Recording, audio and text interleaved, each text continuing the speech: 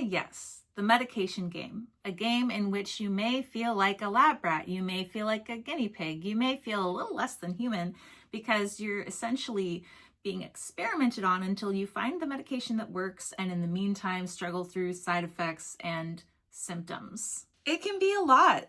It can take years to figure out, and it can take multiple doctors because not all of them are that great, let's be honest. In fact, I've actually had multiple doctors put me into psychosis as a result of their medications. Plus, I wasn't always the best patient. I didn't always adhere to my regimen. A lot of times I wasn't compliant and would go into psychosis because of my own dumb decisions. So there are a lot of variables for what it takes to get stable on medication, and that's why it took me over 10 years. I know, it can be really hard for a lot of us. I'm sure there are plenty of people out there who relate. So let's talk today about what it took to get stable on medication and some, warnings I would give.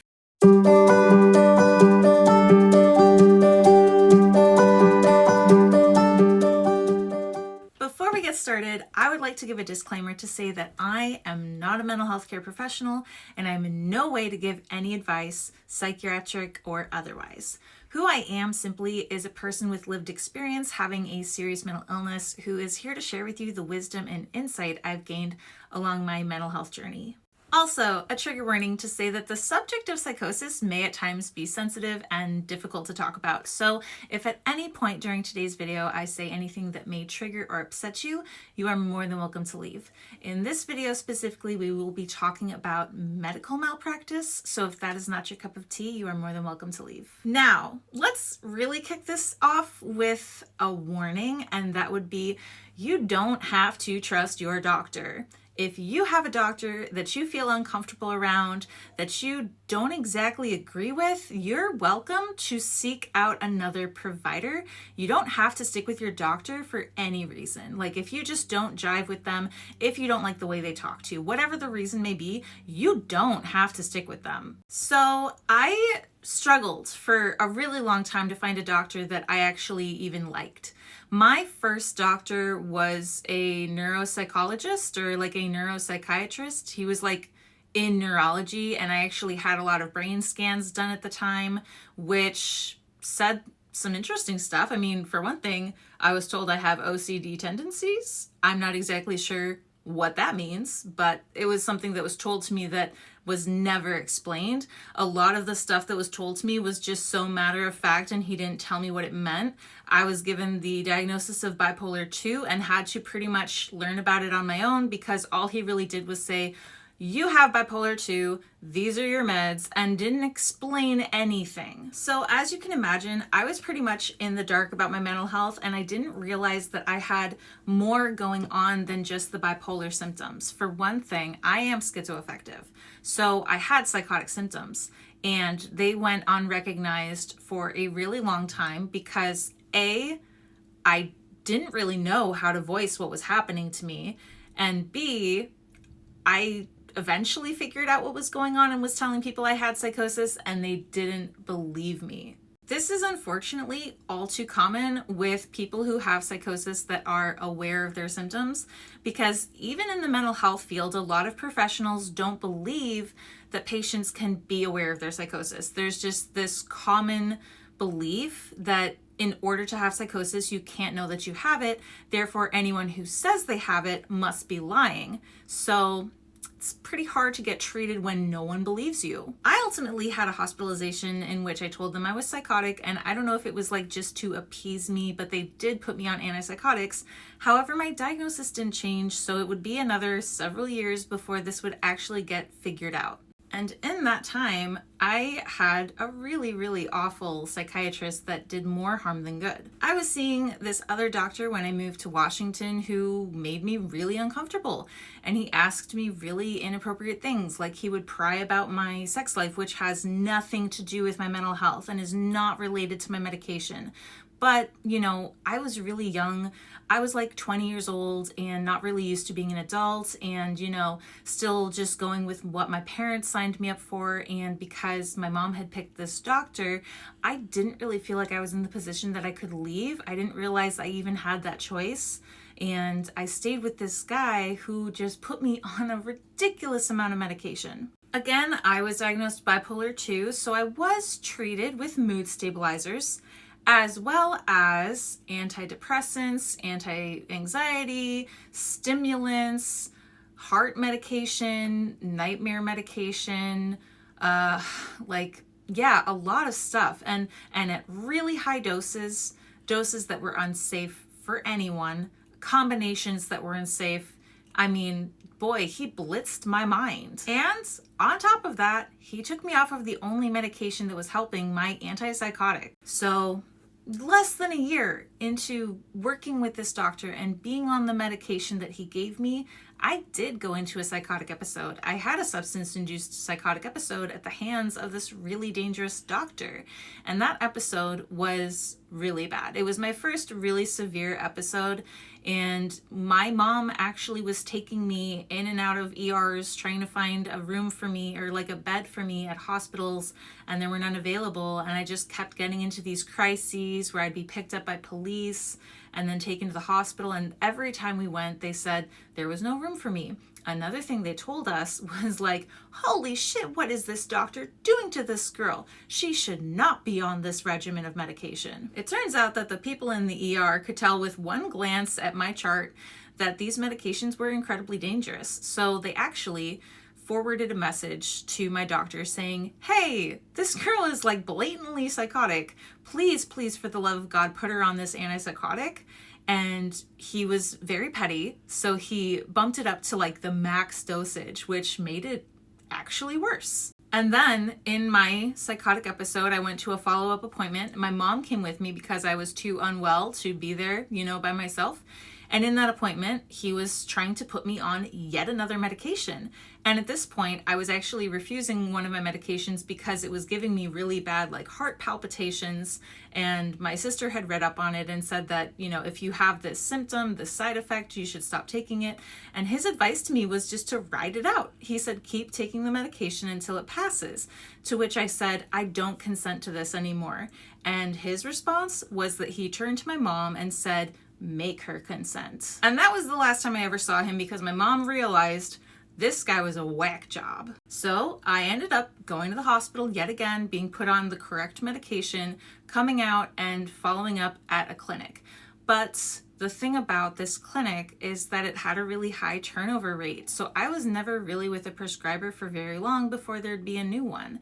And they pretty much just like kept me on that steady dose, which worked for a while, but it stopped being effective. I don't know what happened. Maybe someone adjusted it somewhere along the lines, like thought that I was doing better and decreased it, but for whatever reason, I did start to feel psychotic again. But this time it was like the opposite situation, where with the first guy, or at least the second guy, because the first guy was just like, you're bipolar, blah, blah, blah. The second guy who was mishandling my medication had me over-medicated. And this time I was under-medicated, and I was trying to advocate for myself, but my prescriber would not listen.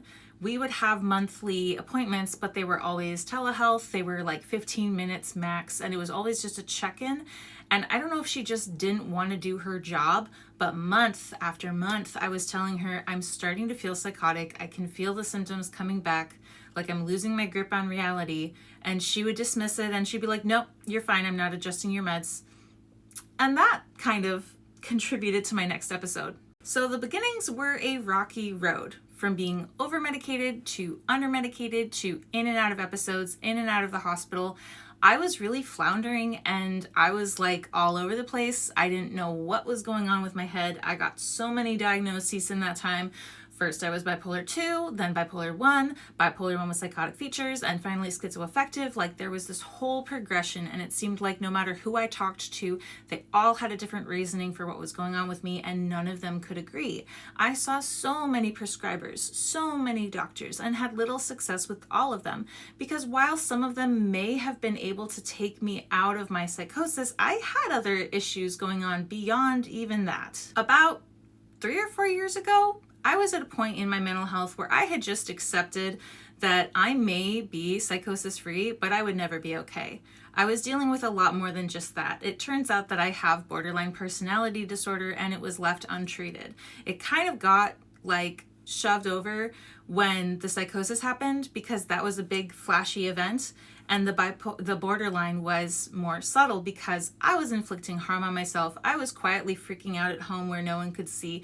I was having these symptoms outside of, public, and I was the only one that knew what was going on. People didn't realize that I was unstable. But it did get to the point that I was really, really struggling and knew that something more was going on. My partner has borderline, and I recognized a lot of myself in him. So I did seek out a diagnosis, and it was confirmed that I have borderline, which opened a door to all new treatment. Being stable on psychosis was one thing, but getting stable on borderline was a whole different thing, because my psychosis was pretty under control from like 2020 on, and I'd been like symptom free, completely asymptomatic, which is a blessing that a lot of people don't get. A lot of people still struggle with having symptoms even with medication, but I am like one of those like golden children that for some reason I'm just so lucky that the symptoms completely go away.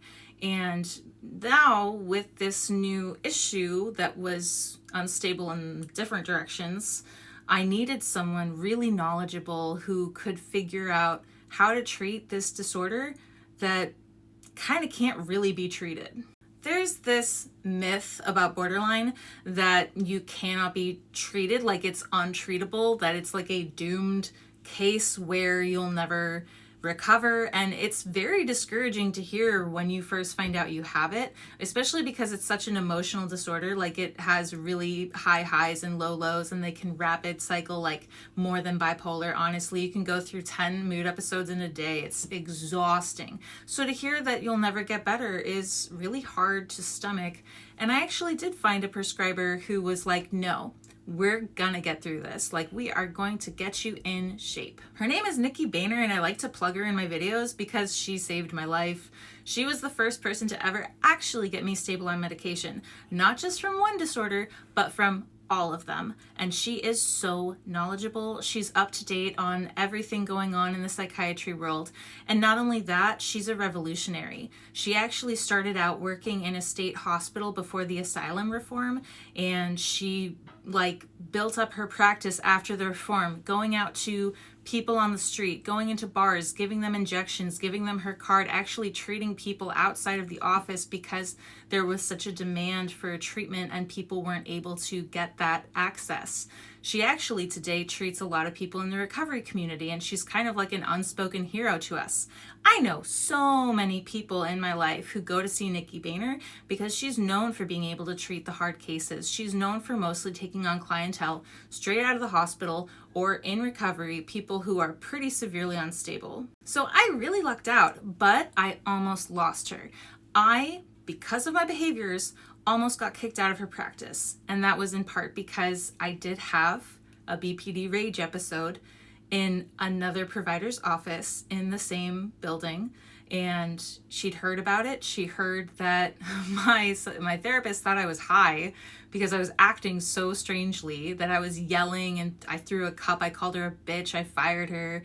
And Nikki was like, this cannot go on. Like, I will not see you if this happens again. You need to shape up or you're gone. And while I am a sensitive person who tends to crumple when I hear things like that, it was exactly what I needed to hear because it kicked my ass in gear. And because of her and knowing that I could lose the one person who was really getting through to me, I did whatever it took to recover. Getting stable on medication wasn't just a matter of taking the meds and magically getting better. There was a lot of work outside of the office that I had to put in on my own.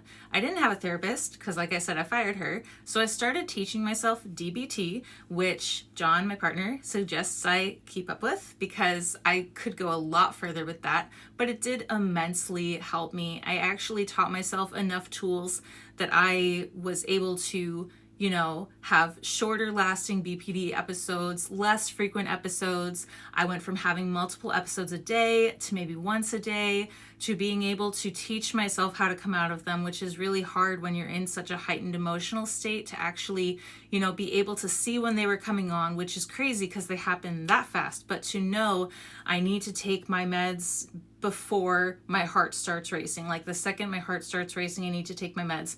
I need to go to the other room and scream in a pillow. I need to do something. And that skill, like being able to take care of myself without necessarily relying entirely on medication, was just as important as the medication. So her job, the other half of this treatment, not my side of things with the DBT, but her actual prescribing things, was like night and day. I had never been stable ever in my life, like ever, even with medication, because as I said, it's more than just medication. You can't just expect medication to magically do all the work. And so I worked really hard. She worked really hard. She got me on medications that were just really effective together. Like she found out, oh, there's this triangle of meds. I learned about this at a conference last week, and this combination does this and this and this, and it treats this. And she absolutely got me on my feet. And within the first year working with her, I no longer had BPD symptoms, and I am in recovery. I'm actually so stable on my medication that I haven't needed to have them adjusted in like 2 years. And that's a first for me. They were constantly being adjusted before, partly because I couldn't recognize what was happening in me. So I think that's partly why they were decreasing my meds with the one clinic. And then when I asked for them to increase it, like they wouldn't, because I couldn't advocate for myself. I didn't recognize my symptoms well enough. I couldn't tell what was going on in my mind, but I'm really in tune with myself now, and it helped because of Nikki. Now when I see her, I don't really talk about like getting my meds adjusted because I don't really need to. We mostly just check in about my life, and she offers a little bit of therapy on the side for me, and it's really great because she's always telling people like, I'm so proud of Carolyn and look at her TikToks. It's really nice to have that support beyond even just psychiatry. So it was possible for me, and it can be possible for you too. Like I said, if you feel iffy at all about your doctor, you do not have to stay with them, because unfortunately there are some people out there that do more harm than good, as I experienced the hard way. And it's perfectly okay to seek out second opinions, to look for other options, to find people that you really do click with, because it's no use sticking with someone that's not doing you any good. The longer you stay unstable, the worse you'll feel, and you deserve to feel better. You deserve to have the proper care that you need, that you're well deserving of. So that was my journey, and that's what it took to get stable on medication. There were some lows, there were some highs, there was finally some balance where I didn't feel low or high or psychotic, and it may have taken 10 or more years to get there, but it was so worth it. It was absolutely worth it. The trial and error, maybe not so much the malpractice, but what it took to find the right person, because by the time I found her, I was so distrusting. I was reluctant to take on anyone, being able to finally be like, you're the one, I trust you. I was so reluctant to trust. That was huge. Being through that journey, getting me to the point that I was open to trusting a professional, that was huge. Anyway, that's all I have for you today. So thank you so much for watching my video. Let me know in the comments where you're at on your medication journey. Have you found stability? Are you still working towards it? I'd love to hear from you. You can also support my channel by liking, subscribing, and hitting the bell notification to get updates on my future videos. Also, if you'd like to further support my channel, you can check out my merch store. I have a link to it in the description box below, where you can find cool mugs and hoodies and hats, things like that. I put out videos every Thursday/Friday, as well as TikTok compilations on Mondays. So if you're interested in seeing more, there's plenty coming soon. I'll see you all in the next one. Thanks. Bye.